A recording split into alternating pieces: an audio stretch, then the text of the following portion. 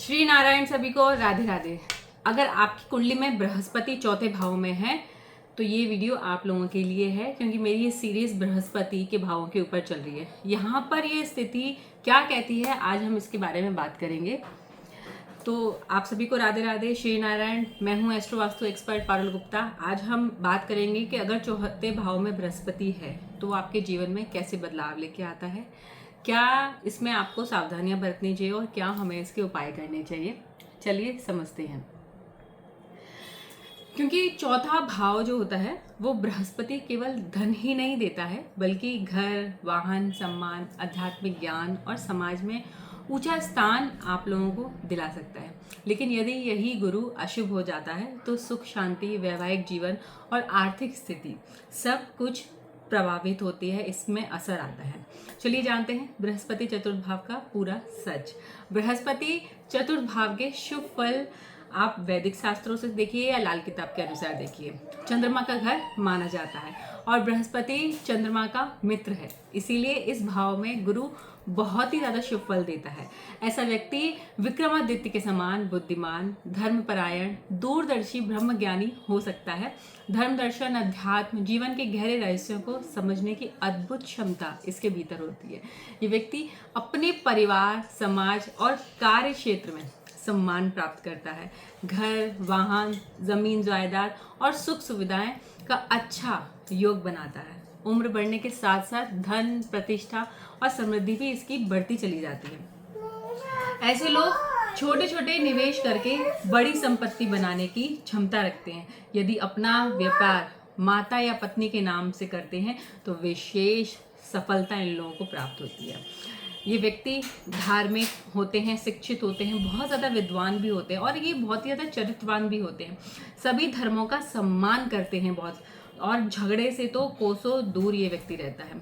सरकार से भी, उच्च अधिकारियों से भी इसको सम्मान प्राप्त होता है। ये वो बच्चे होते हैं जिन्हें प्रधानमंत्री स्वयं सम्मान करते हैं। जब बृहस्पति यहाँ पर अशुभ हो जाता है तो राहु और केतु या अन्य अशुभ ग्रहों से पीड़ित हो जाता है तो इसके शुभ फल यहाँ पर उतने ही कम हो जाते हैं।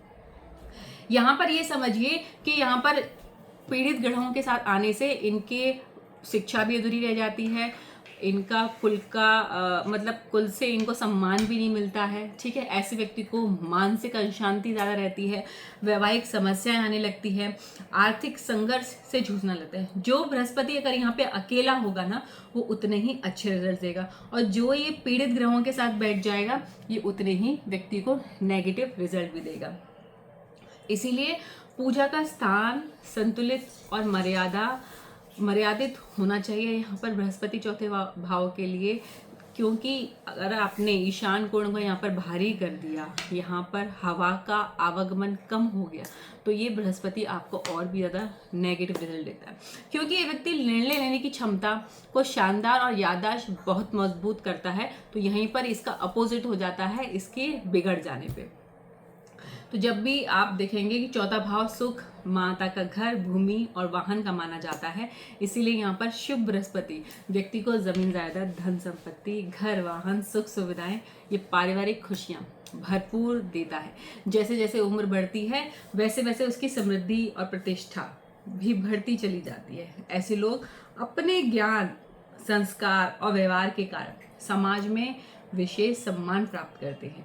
जब बृहस्पति यहाँ पर अशुभ हो जाता है, लेकिन यदि यही बृहस्पति यहाँ पे अशुभ अगर हो जाता है तो चौथे भाव से मिलने वाले लगभग सारे सुख धीरे धीरे इनके जीवन से कम होने लग जाते हैं। और इन्हीं लोगों का ईशान कोण भी बिगड़ा हुआ होता है, क्योंकि वही बृहस्पति का कारण है, और ब्रह्म स्थान भी यहाँ पर इन लोगों का बिगड़ा होता है वास्तु में। जब माता पिता के सुख में कमी आने लगती है तो विशेष रूप से माता के स्वास्थ्य को संबंधित कष्ट आता है, मानसिक परेशानियां हो सकती हैं, पैतृक धन, पैतृक संपत्ति, विरासत का पूरा लाभ कई बार इन लोगों को नहीं मिल पाता है।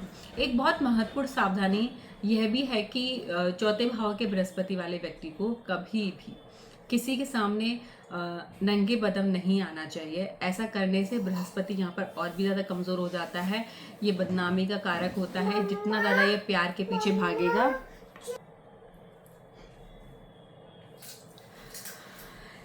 ऐसा व्यक्ति चाहे दिन रात कितनी भी मेहनत कर ले फिर भी धन इसका टिकता नहीं है। अक्सर ये दूसरों के काम आते हैं लेकिन कोई इनके काम नहीं आता है। यहाँ पर कहा गया है कि ये व्यक्ति जितना ज़्यादा पैसे के पीछे भागेगा उतना ज़्यादा उसके जीवन में। अब यहाँ पर ये समझेंगे कि जब भी अगर बृहस्पति चौथे भाव में है तो यहाँ पर इस व्यक्ति को क्या सावधानियां रखनी चाहिए, क्या ऐसे नहीं करना चाहिए। एक तो अपनी डिग्री हर हाल में पूरी करे और उसी क्षेत्र में कार्य करे जिसमें इसने पढ़ाई करी है। कुल पुरोहित गुरु का सम्मान करे, ब्राह्मणों का सम्मान करे। ये व्यक्ति वही उल्टा काम करता है अगर ये अशुभ स्थिति में होता है। चरित्र को हमेशा पवित्र रखे, अपने ज्ञान को लोगों तक पहुंचाए, बड़ों को हमेशा आदर करे, शरीर को स्वच्छ रखे, सुगंधित रखे, इत्र का प्रयोग करे। यहाँ पर मैं कहूँगी कि इसके लिए सबसे महत्वपूर्ण उपाय ये है कि छोटी छोटी बचत करते रहे और समय समय पर सोने या चांदी में ये व्यक्ति निवेश करता रहे। गंगा जल घर में रखे और ईशान कोण में रखा है तो और भी अच्छा है। समय समय पर गंगा स्नान और तीर्थ यात्रा इसको करती रहनी चाहिए। पीपल के वृक्ष की सेवा करें, नए पीपल के पौधे लगाएं और नियमित उनको जल अर्पित करें। घर के उत्तर पूर्व मतलब ईशान कोण की दिशा में इसको बहुत ज़्यादा स्वच्छता और पवित्रता रखनी चाहिए। यदि परिवार में बच्चों की उन्नति रुक रही हो तो चांदी के सिक्के या चांदी की वस्तु को शहद के साथ घर में शुभ स्थान में इसको रखना चाहिए।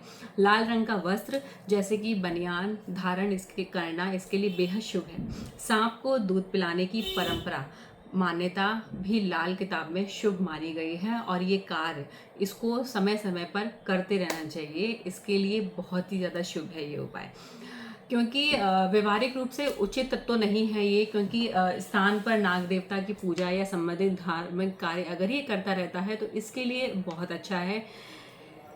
विशेष ग्रहों की स्थिति अगर मैं आपको बताऊं कि यदि बृहस्पति अशुभ हो और बुध दशम भाव में स्थित हो तो लगातार 43 दिनों तक छेद वाला तांबे का सिक्का बहते हुए जल में अगर ये प्रवाहित करेगा और 34 वर्ष की आयु के बाद लगातार 10 दिनों तक 2 अलग अलग दुकानों से बराबर मात्रा में आम खरीद कर गरीबों में बांटेगा और पीपल के पौधे लगाएगा, उनकी सेवा करेगा, तो आप मेरा यकीन मानिए इस व्यक्ति का बृहस्पति जितना नेगेटिव हो रहा था ना उतना ही उसको पॉजिटिव रिजल्ट देने लगेगा।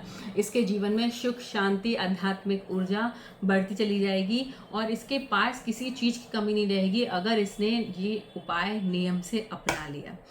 यदि आप शिक्षा, गुरु और माता पिता धर्म का सम्मान करेंगे तो चौथे भाव का बृहस्पति आपको जीवन भर सम्मान, संपत्ति, समृद्धि और मानसिक शांति प्रदान करता रहेगा। चलिए, आज का अगर मेरी जानकारी आप लोगों को अच्छी लगी हो तो इसको शेयर लोगों के साथ ज़रूर करिएगा और लाइक करिएगा और कमेंट में मुझे लिख के बताइएगा कि आपका बृहस्पति किस भाव में बैठा हुआ है, कौन सी राशि के साथ बैठा हुआ है। अगर आप मुझे बताएंगे, आपके कोई सवाल होंगे तो मैं आप लोगों को रिप्लाई ज़रूर करूँगी समय मिलने पर। तब तक के लिए राधे राधे, श्री नारायण। अब मिलती हूँ मैं आपके साथ नेक्स्ट वीडियो में।